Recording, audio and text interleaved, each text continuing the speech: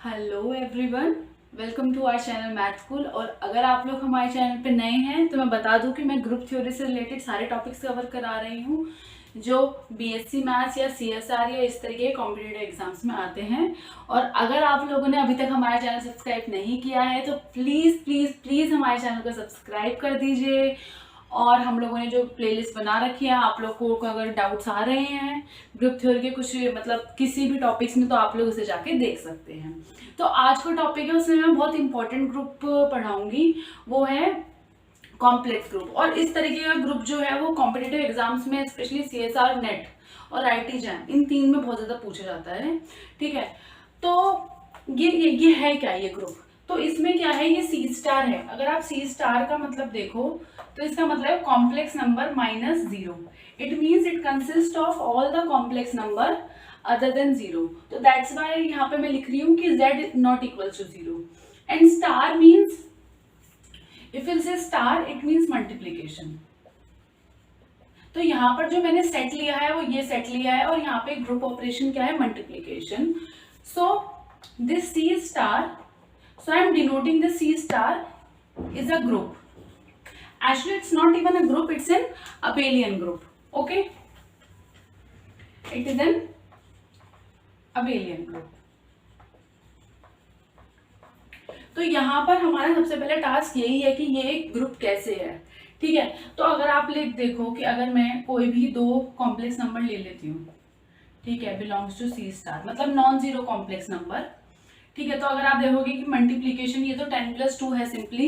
Just मैं एक completion के लिए चीज बता देती हूँ कि अगर आप दो का मल्टीप्लीकेशन लेते हो, ठीक है, तो वो भी क्या होगा, सबसे पहले बात तो वो नॉन जीरो होगा। ठीक है, अगर इस तरीके से देखो कि मल्टीप्लीकेशन नॉन जीरो आएगा, और obviously multiplication of two complex number is also complex number. तो ये तो हो गई क्लोजर प्रॉपर्टी। सेकेंड क्या होती है, एसोसिएटिव।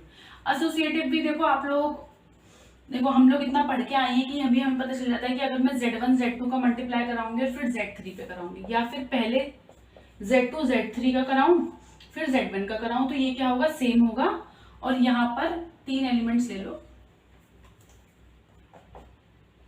ठीक है, थर्ड प्रॉपर्टी क्या कहती है, आइडेंटिटी। अब देखो आइडेंटिटी में भी मुझे लग रहा है कि आप लोग गेस कर पाएंगे।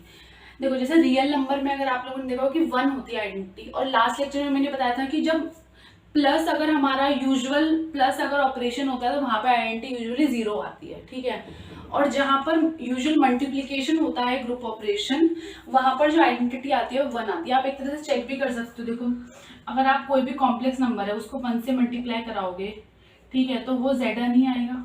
और मैं, ठीक है, तो 1 क्या हो गया, आइडेंटिटी हो गया। ठीक है, अब फोर्थ प्रॉपर्टी बचती है इनवर्स की। और मुझे लगता है देखो इनवर्स भी शायद आप लोगों को क्लियर ही होगा। ठीक है, अगर Z1 एक कॉम्प्लेक्स नंबर है नॉन जीरो, देखो हाँ, अब आप यहाँ पे देखो कि मैं, अब आप लोग समझ जाओ कि यहाँ पे मैंने नॉन जीरो क्यों लिया, मतलब माइनस जीरो क्यों करा, क्योंकि किसी जीरो का इनवर्स एग्जिस्ट नहीं कर सकता। देखो जीरो का इनवर्स क्या होता है, 1/0 होगा ना, तो 1/0 तो क्या होता है, ये इन्फिनिट होता है। तो इन्फिनिट तो हम यहाँ पे ले नहीं रहे, तो इस हिसाब से इस तरीके से क्या होगा कि यहाँ पे हम, इसलिए हमने यहाँ पर नॉन जीरो कॉम्प्लेक्स नंबर्स लिए हैं। तो अब आप लोग बता भी सकते हो कि अगर Z1 है तो उसका कॉम्प्लेक्स, उसका इनवर्स क्या होगा, 1/z। क्यों, क्योंकि अगर 1/Z1 ये भी क्या होगा, कॉम्प्लेक्स नंबर ही होगा। ये आता क्या है, देखो मैं एक बार आपको बताती हूँ। अगर जो Z1 है वो a+ib होता है ना, तो 1/Z1 क्या होता है, a-ib। ये आता कैसे है, अगर आप देखो, अगर आप इस तरीके से देखो, अगर आप लोगों को इसको देखना भी है क्या होता है ये, तो a+ib है, तो हम क्या करते हैं, रैशनलाइज कर देते हैं, ऊपर नीचे मल्टीप्लाई और डिवाइड कर दो a-ib से। तो ये क्या बच गया, a-ib, और ये क्या हो गया, देखो ये तो क्या हो गया, आइडेंटिटी हो गया ना, a+ib a-ib, क्योंकि a² प्लस, अब देखो -ib का स्क्वायर करना है ना, आयोटा है ये, आयोटा का स्क्वायर क्या होता है, -1, तो a²। हाँ, और ऑलरेडी एक माइनस था तो a² + b², तो ये क्या आ जाएगा, इसका इनवर्स। तो ये क्या होगा, तो 1/Z1 क्या हो जाएगा, is the inverse of Z1। तो इस तरीके से हर एलिमेंट जो कि C स्टार में होगा, मैं इसे C स्टार बोल रही हूँ, ठीक है, तो हर एलिमेंट का इन्वर्स भी एग्जिस्ट कर जाएगा और वो इन्वर्स इस तरीके से दिखेगा अगर इन जनरल फॉर्म मैंने ये ले ली। तो इसका मतलब क्या हुआ कि जो C स्टार है with respect to multiplication is a abelian group, ठीक है। अब ये तो होगी इसकी डेफिनेशन। अब देखो मैं अब यहाँ पर थर्ड प्रॉपर्टी और देख लो, सॉरी फिफ्थ प्रॉपर्टी की ये अबेलियन भी है। अब आप देखो मतलब यार, अगर मैं दो कॉम्प्लेक्स नंबर लेती हूँ तो ये क्लियर है, ठीक है। ये आप लोग चेक भी कर सकते हो कि Z1 को A1 प्लस IB1 ले लो और Z2 को A2 प्लस IB2 ले लो। अब देखो ये जो मल्टीप्लिकेशन है ना, ये यूजुअल मल्टीप्लिकेशन है। यूजुअल मल्टीप्लिकेशन जैसे हम रियल नंबर का जैसे हमने मल्टीप्लिकेशन पढ़ रखा है Z1 इंटू Z2 का, ये वो है। अगर आप लोगों को फिर भी डाउट आ रहा है तो मैं बता देती हूँ कि यहाँ पे मल्टीप्लिकेशन क्या है, ठीक है। तो इतना नोट डाउन कर लो, मैं मल्टीप्लिकेशन एक बार बता देती हूँ, मैं यहाँ पे लिख देती हूँ ये स्टार है क्या।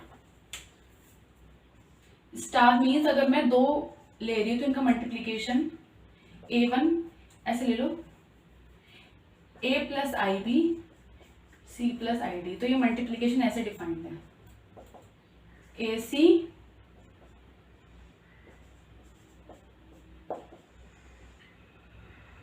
आयोटा AD,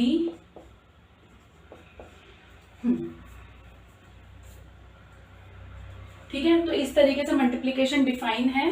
अगर Z1 क्या आ गया, अगर आप अब यहाँ पे ले लो, Z1 क्या है A प्लस IB और Z2 क्या है C प्लस ID, ठीक है। तो उस तरीके से सारी प्रॉपर्टी सेटिस्फाई हो जाएंगी। वैसे क्योंकि हम लोग पिछले से पढ़ते आ रहे हैं तो मुझे इसकी जरूरत लगी नहीं, ठीक है। तो ये पता चल गया एक अबेलियन ग्रुप हमारे पास आ गया। अब आप लोग इसमें कंसिडर करो, देखो अब आप लोग क्या करो इसका, अब देखो जब हम लोग एक बार ग्रुप बताते हैं, अब उसके ऑर्डर की बात करते हैं सीक्वेंशियल वे में, हम लोग इस तरीके से ही किसी भी चीज के बारे में बात करते हैं कि अब ये एक अबेलियन ग्रुप है, अब इसका ऑर्डर क्या होगा, ऑर्डर के बारे में क्या कह सकते हैं, ठीक है। अब आप इस तरीके से अगर देखो, देखो A प्लस IB है ना, और A और B कहाँ से बिलोंग कर रहे हैं, रियल लाइन। अब देखो A के पास कितनी चॉइसेस है, R चॉइसेस है। R मतलब अब देखो कार्डिनलिटी ऑफ R कितनी होती है, इनफाइनाइट होती है, और कार्डिनलिटी ऑफ R इनफाइनाइट होती है, तो यानी कि A के पास भी, और इनफाइनाइट के साथ क्या होती है कि अनकाउंटेबली इनफाइनाइट, ठीक है। तो A के पास भी अनकाउंटेबली चॉइसेस है और B के पास भी अनकाउंटेबली चॉइसेस है, तो ऑर्डर ऑफ C स्टार क्या हो गया, इनफाइनाइट। तो यानी कि ये कैसा है, is an abelian group of infinite order, ठीक है। अब ये इनफाइनाइट ऑर्डर है, और आप कौन से ग्रुप्स जानते हो जो इनफाइनाइट ऑर्डर है, तो लास्ट क्लास में मैंने डिस्कस किया था Z प्लस कैसा है, ये एक इनफाइनाइट साइक्लिक ग्रुप है और उसका ऑर्डर इनफाइनाइट साइक्लिक ग्रुप है, इसका मतलब वो एक साइक्लिक ग्रुप है और उसका ऑर्डर कैसा है, इनफाइनाइट। अब हमें ये चेक करते, देखो हमें ये देखना होगा कि क्या ये एक इनफाइनाइट ग्रुप है या नहीं है, वो इनफाइनाइट कह रही हूँ साइक्लिक ग्रुप है कि नहीं है। तो मैं बता सकती हूँ, आप लोग एक छोटी सी एग्जाम्पल से ही पता चल जाएगा कि ये इनफाइनाइट ग्रुप है कि नहीं है। अब देखो लास्ट क्लास में मैंने प्रूव करा था कि जो सारे इनफाइनाइट साइक्लिक ग्रुप्स होते हैं वो किसके आइसोमॉर्फिक होते हैं, Z प्लस के। तो यानी कि अगर ये एक साइक्लिक ग्रुप होगा तो, और क्योंकि ये इनफाइनाइट है तो इसे आइसोमॉर्फिक किसके होना पड़ेगा, Z प्लस के। देखो वैसे भी अगर आप देखो ऑर्डर ऑफ C स्टार क्या है, काउंटेबल, वो infinitely countable, sorry infinitely uncountable है, ठीक है। और ऑर्डर ऑफ Z देखो तो वो क्या है, काउंटेबली फाइनाइट, इनफाइनाइट है। इसका मतलब कि order of C star is not equals to order of Z। तो ये चीज तो डायरेक्टली बोल रही है ना कि अगर देखो अगर कोई भी साइक्लिक ग्रुप है होगा, इनफाइनाइट साइक्लिक ग्रुप, वो तो इसके आइसोमॉर्फिक होना चाहिए, यानी कि आइसोमॉर्फिज्म के थ्रू, आइसोमॉर्फिज्म क्या होता है, 1:1 मैप होता है ना, जो ग्रुप ऑपरेशन प्रिजर्व करता है। 1:2 क्या कहती है कि उनकी कार्डिनलिटी सेम होनी चाहिए, लेकिन यहाँ पे तो कार्डिनलिटी डिफर कर रही है ना, तो इससे हमें क्या पता चलता है, that C star with respect to multiplication is not an cyclic group, ठीक है।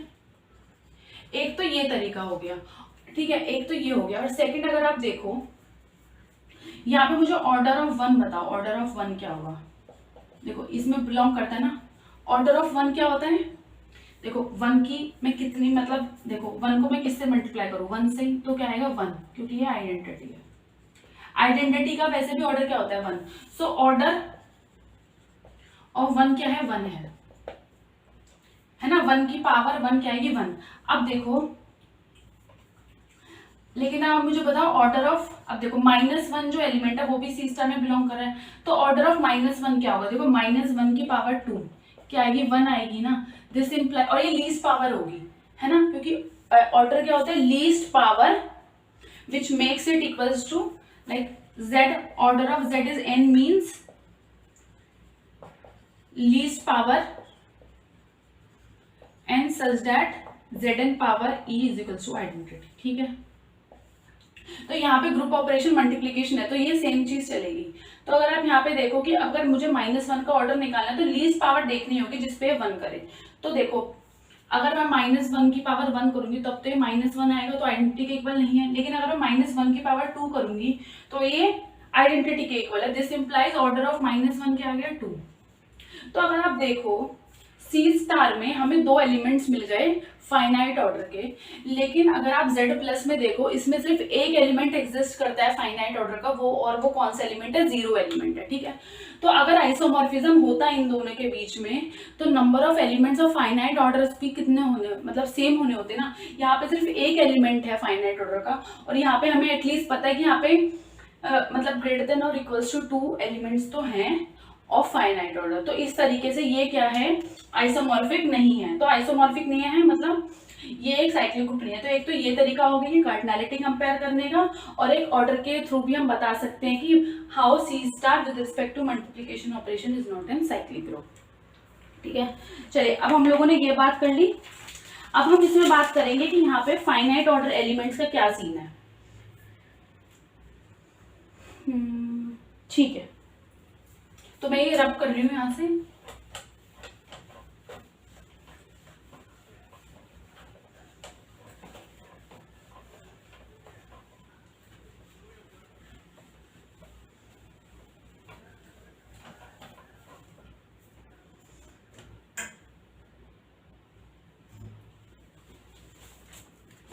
ठीक है, तो सबसे पहले हमें अब जो नेक्स्ट टॉपिक है वो है हमारा finding elements of finite order.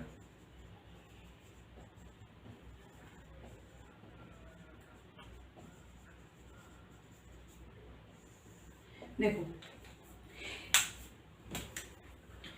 तो मैंने यहां से कोई भी एलिमेंट ले लिया सी स्टार से, and let order of Z is an. भाई कोई ना कोई अगर फाइनाइट ऑर्डर है तो उसका ऑर्डर एन है। ऑर्डर एन का मतलब क्या है कि z n is equals to one and n is the least natural number. ठीक है, अब z n is equals to one है। ओके, तो अब जो है जेड मतलब कॉम्प्लेक्स नंबर को बिलोंग, कॉम्प्लेक्स है ना नंबर, तो उसको हम पोलर फॉर्म में लिख सकते हैं। वो क्या होता है, r e raise to power i theta. ये क्या है इसकी पोलर फॉर्म।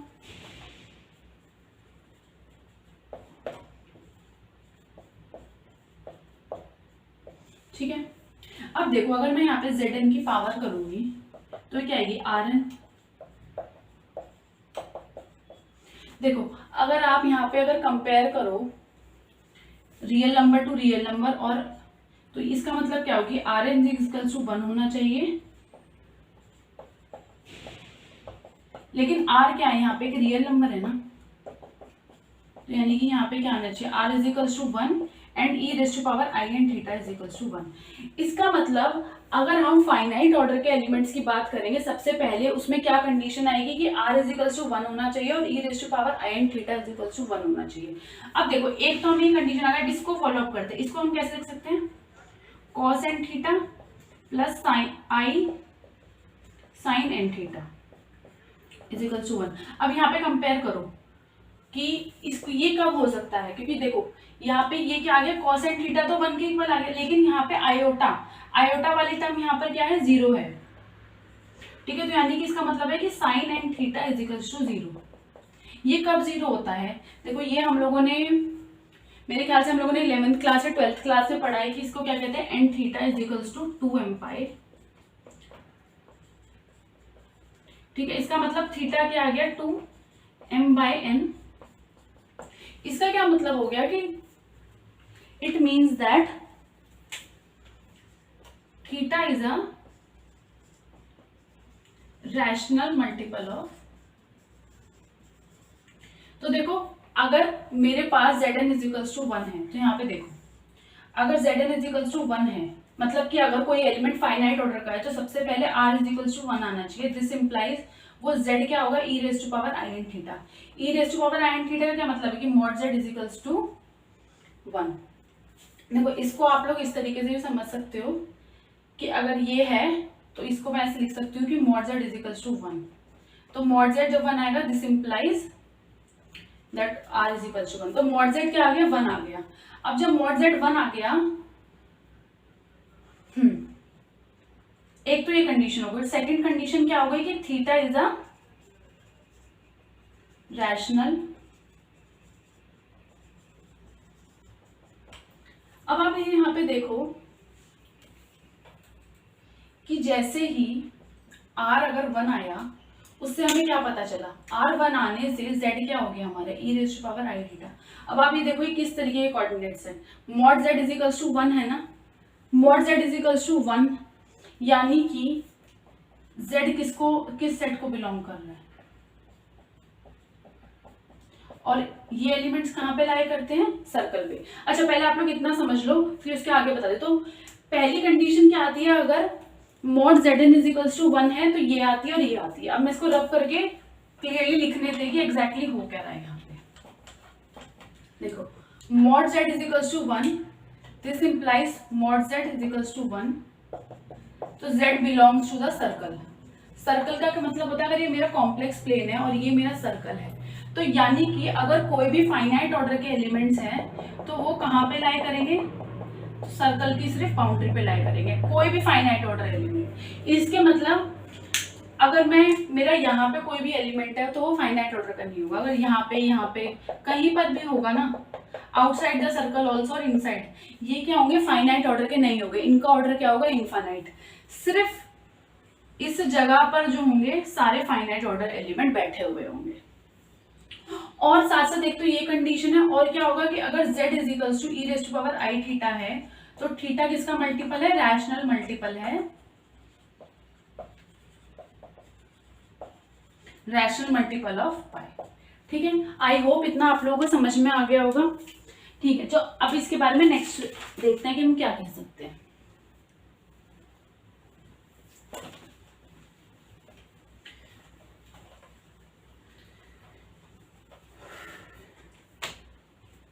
ठीक है, तो ये तो हमारा फॉर्मूला हो गया कि थीटा क्या आएगा।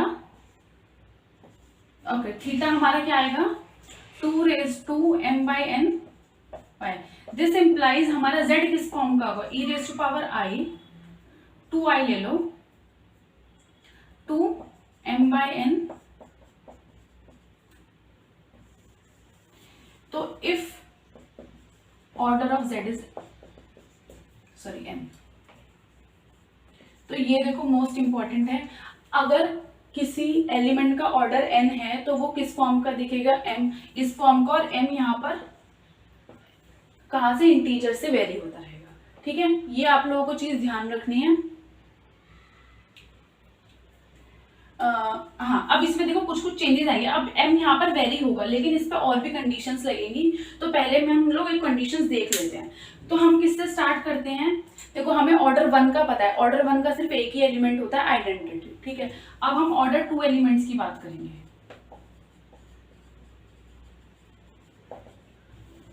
ठीक है, तो let order of z is 2।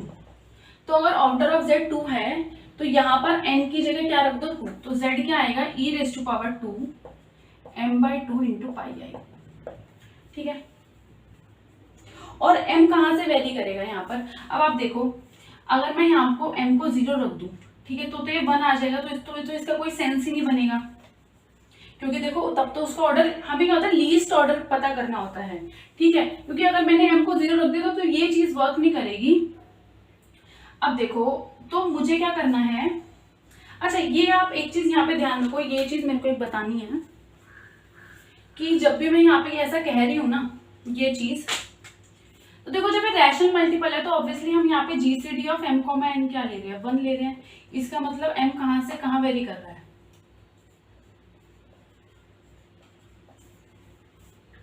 ठीक है। एक तो ये केस यानी कि m ग्रेटर देन 1 होगा बस। क्यों? क्योंकि भाई रैशनल मल्टीपल है ना। देखो यहाँ पे ये चीज ध्यान रखो, ये रैशनल मल्टीपल है। अगर मैंने इनका जीसीडी फॉर सपोज 2 आ गया तो ऊपर नीचे 2 आएगा ना, तो वो तो कट जाएगा, तो बात तो वही रहेगी। तो इस तरीके से मैंने एलिमेंट्स रिपीट ना हो, इस तरीके से मैंने जीसीडी m कॉमा n का क्या आ जाएगा, 1 आ जाएगा। और देखो जीसीडी m कॉमा n का 1 आने के लिए अगर 0 होगा तो फिर तो कोई मीनिंग नहीं बनेगा। इसलिए मैंने अगर यहाँ पे 1 होगा ऑब्वियसली बात है उसका तो आएगा ही आएगा। तो यहाँ पे इसलिए मैंने ऐसे ले लो m ग्रेटर देन 0 ले लो, ठीक है। ठीक है, अब यहाँ पर मैं करूंगी ऑर्डर 2 एलिमेंट्स कैलकुलेट करके देखती हूँ। ओके ठीक है, तो ऑर्डर 2 के लिए ये आ गया। और m कहाँ से है, m belongs to z plus such that GCD of m comma 2 is 1। तो अब आप लोग चॉइसेस देखते चलो। तो सबसे पहला केस मैं क्या बना रही हूँ यहाँ पे कि जब ये फॉलो हो रहा है, देखो ये भी हो सकता है, इससे बड़ा भी हो सकता है। देखो m को मैं 2 नहीं ले सकती क्योंकि जैसे ही मैंने m को 2 लिया इनका जीसीडी 2 आ जाएगा, तो वो तो गलत हो जाएगा। तो यानी कि 0 m किसके बीच में वेरी कर रहा है, 0 to 2। This implies m is equals to 1। तो फिर z की वैल्यू क्या हो गई, e raise to power 2 1/2 into pi i. ये क्या हो गया, e raise to power pi i. e raise to power pi i अगर आप सॉल्व करोगे ये होता है cos pi i cos pi plus i sine पाई।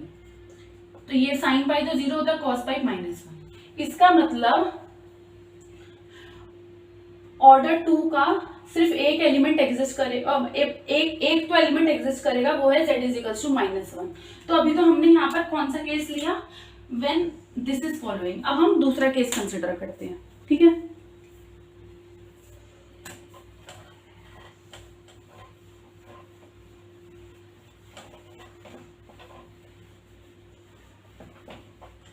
ठीक है, तो अब मैं यहाँ पे केस 2 कर रही हूँ। तो केस 2 क्या होगा कि m कहां से कहां वेरी करेगा, ठीक है। m should be greater than 2 और जीसीडी क्या होना चाहिए, m का 2 के साथ 1 होना चाहिए और m बिलोंग्स टू z। अब देखो m ग्रेटर देन 2 है तो m को मैं कैसे लिख सकती हूँ, 2z प्लस r लिख सकती हूँ ना। फॉर सपोज जैसे मैं एक एग्जांपल लिख के देती हूँ, मतलब देखो अगर फॉर सपोज 3, अगर मैंने m को 3 ले लिया तो 3 को मैं लिख सकती हूँ 2 + 1। अगर मैंने m को 4 ले लिया तो इसको मैं लिख सकती हूँ 2 × 2, ठीक है। तो ऐसे लिखना है इसके मल्टीपल में। तो फॉर सपोज मैंने इसे लिख लिया, m can be written as this. अब r कहां से वेरी करेगा, ऑब्वियसली r यहां से वेरी करेगा और 2 तो नहीं हो सकता, सॉरी, ठीक है, ये चीज ठीक है। ओके तो अब हम ये कैलकुलेट करते हैं। तो z अगर हम यहाँ पे वैल्यू पुट करेंगे तो e raise to power 2, m की वैल्यू 2q प्लस r,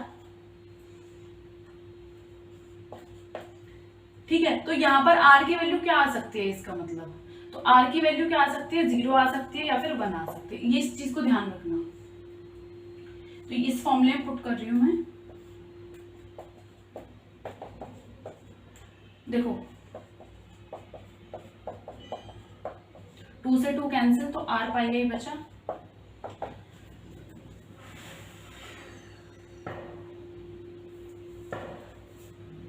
और देखो ये क्या हो गया, ये तो क्या हो गया, e raise to power 2q pi i. ये क्या होता है, 1 होता है। अब यहां पर r की वैल्यू क्या है, r की वैल्यू क्या है, 0 है और 1 है। अगर r की वैल्यू यहाँ पे कंसिडर करो, मैं बताती हूँ कि यहाँ पे कैसे हो रहा है। क्योंकि अभी अगर आप लोगों को ध्यान हो कि मैंने ये नहीं लगाया, मुझे ये भी तो चाहिए ना कि जीसीडी ऑफ m, 2 इज 1, ठीक है। तो अगर r की वैल्यू 0 है तो m क्या हो जाएगा, फिर तो वो 2q हो जाएगा ना। This implies GCD of m, 2 is not equals to 1। So इसका मतलब यहाँ पे r की वैल्यू क्या आएगी, सिर्फ r की वैल्यू यहाँ पर क्या आएगी, सिर्फ 1 आएगी, ठीक है। तो इसको हम ऐसे लिख देते हैं डायरेक्टली, देखो मैं यहाँ पे ब्लू पेन से लिख रही हूँ ताकि आप लोगों को याद रहे कि यहाँ पे क्या चेंज हुआ है।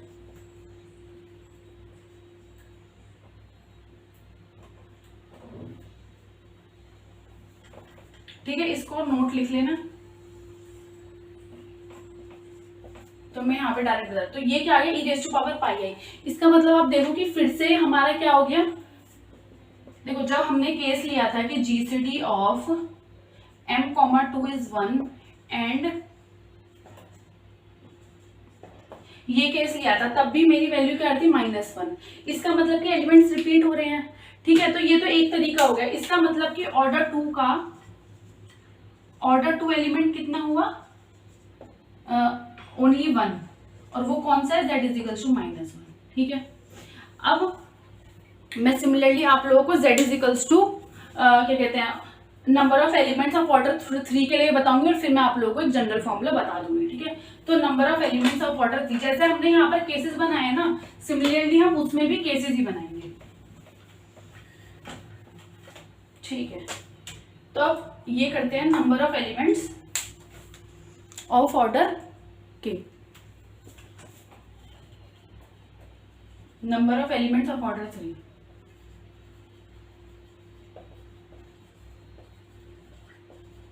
तो अगर मैं यहाँ पे फॉर्मूला लगाऊं n इज इक्वल टू 3 है, तो z क्या आएगा, e raise to power 2 m by n pi i. अब देखो फिर से केस, और m क्या होगा, सच दैट जीसीडी ऑफ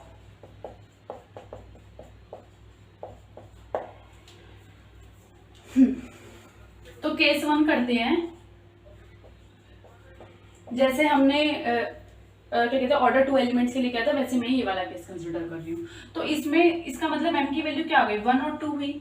तो जब 1 है for m is equals to 1, z क्या आएगा, z आएगा e raise to power 2 1/3 pi i, यानी कि ये क्या आ जाएगा, e raise to power 2/3 pi i.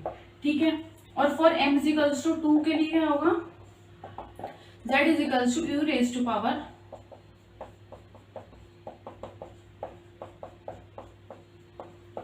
ठीक है। इसका मतलब अगर आप ये देखो कि यहां से ये दो डिफरेंट एलिमेंट मिल गए हमें इन दो केस से। अब ठीक है, तो एक तो ये केस हो गया केस 1। अब मैं क्या कंसिडर कर रही हूँ, केस 2 कंसिडर कर रही हूँ। केस 2 क्या है, 0, हाँ, जीसीडी ऑफ m, 3 इज 1। ठीक है, लेकिन m कहां से वेरी करेगा, अब m क्या होगा, ग्रेटर देन इक्वल्स टू 4 होगा। ठीक है, ओके, तो अब अगर m greater than equals to 4 होगा तो m की क्या चॉइस हो सकती है। अब देखो m का जो जीसीडी है वो 1 के साथ 3 के साथ 1 होना चाहिए, तो ये क्या हो सकता है 4q प्लस r, और r कहां से वेरी करेगा, r क्या हो सकता है, 1 हो सकता है और 2 हो सकता है। देखो 3 सॉरी हाँ देखो 3 होते ही ये क्या हो जाएगा 3q प्लस 3, तो वो नहीं वेरी हो सकता, मतलब r की वैल्यू 1 और 2 ही आएगी। तो ठीक है, तो अगर एक तो r की चॉइस, m की चॉइस होगी 3q प्लस 1, और m की चॉइस क्या होगी 3q प्लस 2। तो अगर तो ऐसे देख लो, for m is equal to 3q plus 1, z क्या आएगा e raise to power 2 3q plus 1 divided by 3 into pi i. अब आप इसको सॉल्व करोगे तो देखो 3 से 3 कैंसिल, पहले वाली टर्म में तो क्या बचेगा e raise to power 2 pi i into e raise to power 2/3 pi i. ठीक है, फिर से देखो यहाँ पर भी 2/3 पाई आई आ रहा था, देखो ये क्या हो गया, ये 1 हो गया तो ये बच गया। तो यानी कि जब मैंने ये वाला केस लिया तो फिर से एलिमेंट क्या हो गया, क्या कहता है रिपीट कर गया। अब मैं कौन सा केस ले रही हूँ, m is equal to 3q plus 2, तो यहाँ पे z क्या आ गया e raise to power 2 3q plus 2/3 pi i. फिर से अगर हम इसे डिस्ट्रीब्यूट करेंगे 3 से 3 कैंसिल हो गया, 2 रेज टू पावर 2 पाई आई बचेगा, तो फिर हमारा वो क्या होता है 1, तो उससे हमारा आ गया लेफ्ट, ये बच गया। अब देखो ये देखो और ये देखो, यहाँ पर भी सेम ही आ जाते हैं। इसका मतलब कि जैसे ही हम m इसको लिख लो कि स्ट्रिक्टली ग्रेटर देन 3 लेते हैं, वैसे ही हमारे एलिमेंट्स क्या होते हैं रिपीट हो जाते हैं। इसका मतलब सिर्फ हमारे पास यूनिक एलिमेंट, डिफरेंट एलिमेंट सिर्फ कितने होंगे, सिर्फ 2 ही होंगे, वो है e raise to power 2/3 pi i, e raise to power 4 pi i by 3, और इनका ऑर्डर क्या होगा ऑर्डर इज 3। तो यानी कि सिर्फ 2 एलिमेंट एग्जिस्ट करेंगे ऑफ ऑर्डर 3 के। तो अब आपको देखो, अगर आप यहाँ पे देखते जा रहे हो कि अगर मुझे एलिमेंट्स देखने हैं तो मुझे सिर्फ ये वाला केस कंसिडर करना है, ये वाला केस कंसिडर ही नहीं करना। अगर आप इंडक्शनली इसे प्रूव करोगे तो आपको पता चलेगा कि सिर्फ ये वाला केस कंसिडर करना है। तो ये वाला केस क्या कह रहा है, तो केस 1 एक्चुअल में क्या कह रहा है कि जीसीडी ऑफ m,3 इज 1,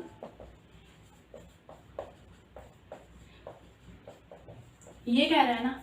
तो ये इन जनरल फॉर्मूला हो गया। तो मैं इन जनरल फॉर्मूला बता देती हूँ कि how to find elements of order n in C star. वो कौन कौन से एलिमेंट्स होते हैं? So z, order of z is equals to 1। It means z किस फॉर्म का होगा? e raise to power 2 m/n into pi i. ठीक है, थोड़ा बड़ा लिख लेते हैं। So order of z is equals to 1। This implies, तो z किस फॉर्म का? e raise to power 2 m/n pi i. और m पे क्या कंडीशन होगी? m सबसे पहली बात तो n से छोटा होगा, z से बिलोंग करेगा, इंटीजर होगा, m से छोटा होगा, और जीसीडी क्या होगा m का? n के साथ 1 होगा। ठीक है, तो ये अगर कंडीशन, अगर हमें कोई भी एलिमेंट लिखना है जिसका ऑर्डर क्या है? n है, तो वो इस फॉर्म का होगा। इस तरीके से आप सारे एलिमेंट्स लिख पाएंगे। अब आप देखो जीसीडी ऑफ m,n इज 1। अगर आप लोगों को समझ में आ रहा हो कि इसमें इट मीन्स लाइक आप इस तरीके से लिख सकते हो कि m vary over m belongs to a set,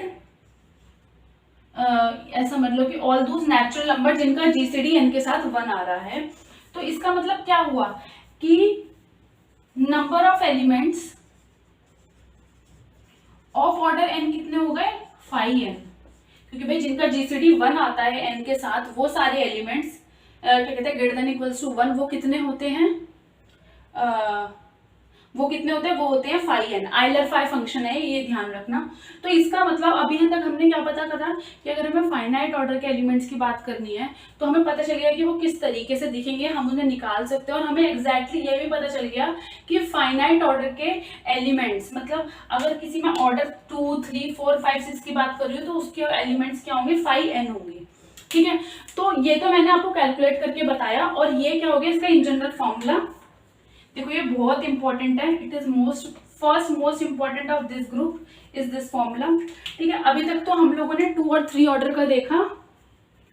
अब मैं 4 ऑर्डर के एलिमेंट्स बताती हूँ और मैं डायरेक्टली सिर्फ इसी फॉर्मूला से बताऊंगी। ठीक है, चलिए देखते हैं।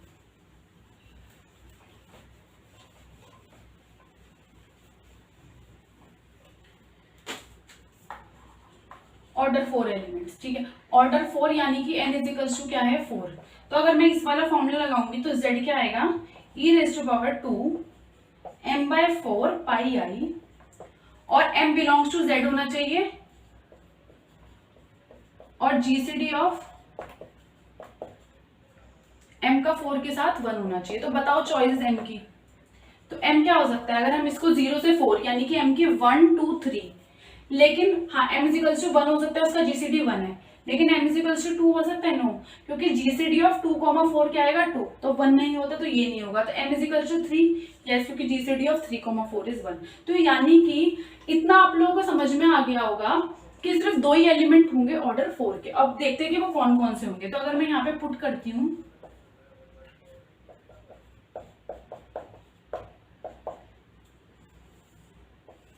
ये क्या आएगा? e रेज़ टू पावर, इसको cos π/2 प्लस i sin π/2, ये तो 0 होते हैं, क्या गया? i। तो यानी कि एक एलिमेंट तो आयोटा है। और m इज इक्वल टू 3 के लिए मैं बता रही हूँ z क्या हो गया? e raise to power 2। तो इसको करेंगे, हाँ, तो ये आएगा 2/3। तो ये हो गया cos,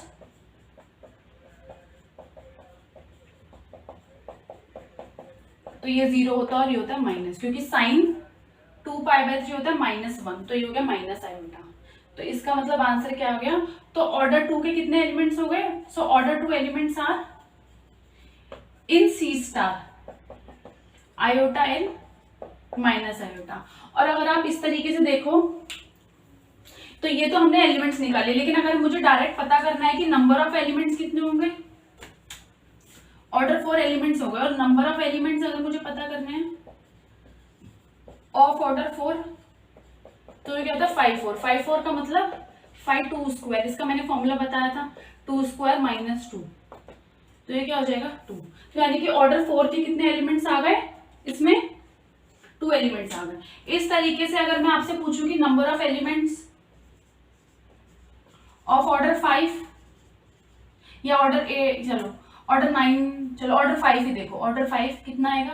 5 5 5 5 क्या होता है? पी प्राइम, मतलब 5 क्या है? प्राइम नंबर है, 5 is a prime number, it means prime के लिए होता है p minus 5 of p is p -1, यानी कि 5 -1 4, यानी it means number of elements of order 5 in C star group, C star it means the complex number group, it is 4।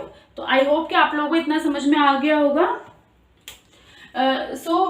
अगर आप लोगों को ये वीडियो अभी तक समझ में आई है तो प्लीज़ इसे लाइक करिए, अपने फ्रेंड्स के साथ इसे शेयर करिए। और हाँ, मैं आप लोगों को बताना चाहूँगी कि ये कॉम्पिटिटिव एग्जाम्स के पॉइंट ऑफ व्यू से बहुत इंपॉर्टेंट टॉपिक है। अगर आप लोगों ने इस टॉपिक को पहली बार देखा है तो इट मीन्स आप लोगों की प्रिपरेशन इतनी अच्छी नहीं चल रही है, बट हाँ अभी भी टाइम है, आप लोग अपनी प्रिपरेशन को बेटर कर सकते हैं। ग्रुप थ्योरी पढ़ रहे हैं तो देखो इसी तरीके के ग्रुप्स पूछे जाते हैं जो थोड़े अलग हो। अब देखो ZN है, Z+ है, ये तो मोस्टली लोगों को पता है, तो ये हमारे बेसिक्स होते हैं।